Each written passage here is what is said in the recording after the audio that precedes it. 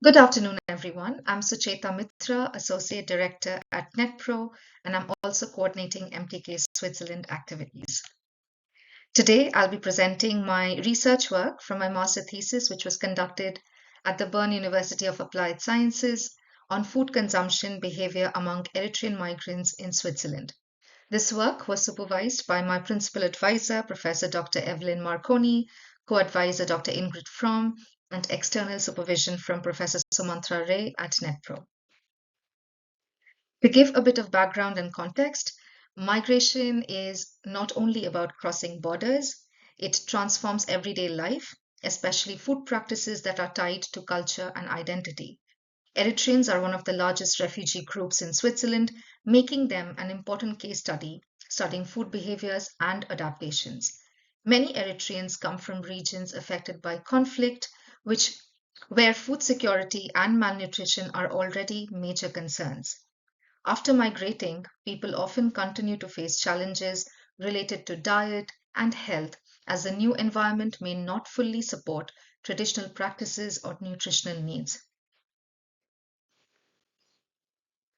The research focused on understanding how cultural, social, economic, and environmental factors influence food choices, health awareness, and sustainable eating practices among Eritrean migrants.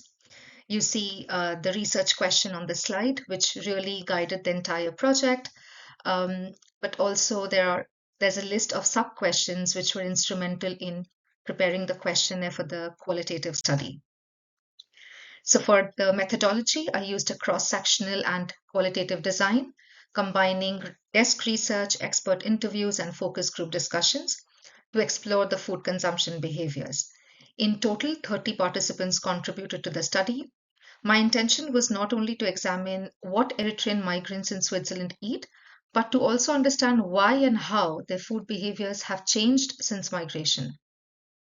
Literature research was done of existing studies on migration, food and nutrition security, and what their dietary behaviors are pre and post migration.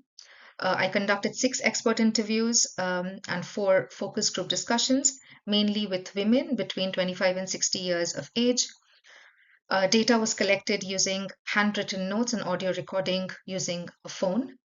The data was analyzed using Mehring's qualitative content analysis, and then I was able to develop a code book in an Excel form, producing various themes from the data.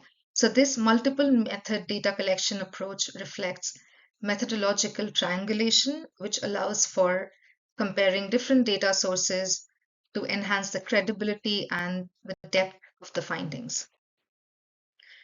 If we look at the factors which influence the food choices and behaviors, traditional foods remain very important for cultural identity and social connection. However, financial pressure, time constraints, and access to ingredients often force migrants to adapt their diets. Meals such as injera, zigni, and shiro hold symbolic and emotional value, which are often linked to their rituals, social gatherings, and family cohesions. One of the most visible changes in the shift in their food choice involves the substitution of traditional ingredients. For example, you will see a picture of teff flour, which is their prime ingredient used in different and mainly Eritrean dishes. They often have to resort to more affordable alternatives because they have difficulty in sourcing that from Eritrea. So they use substitute such as wheat flour or any other varieties of flour which are available in the supermarkets.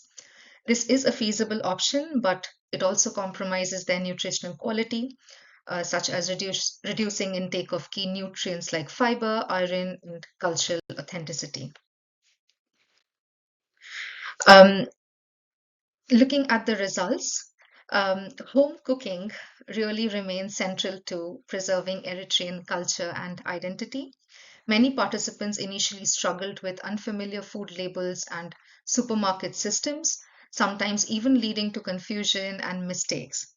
At the same time, better infrastructure and food availability in Switzerland supported more regular fresh meal preparation.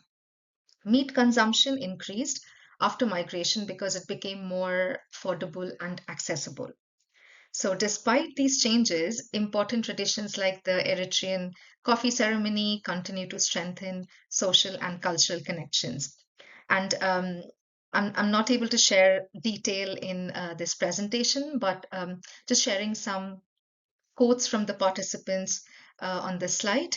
And these are mainly from the group discussions, where one participant said they were buying sardines, which is one of the common fish here, but they realized it was animal and cat food.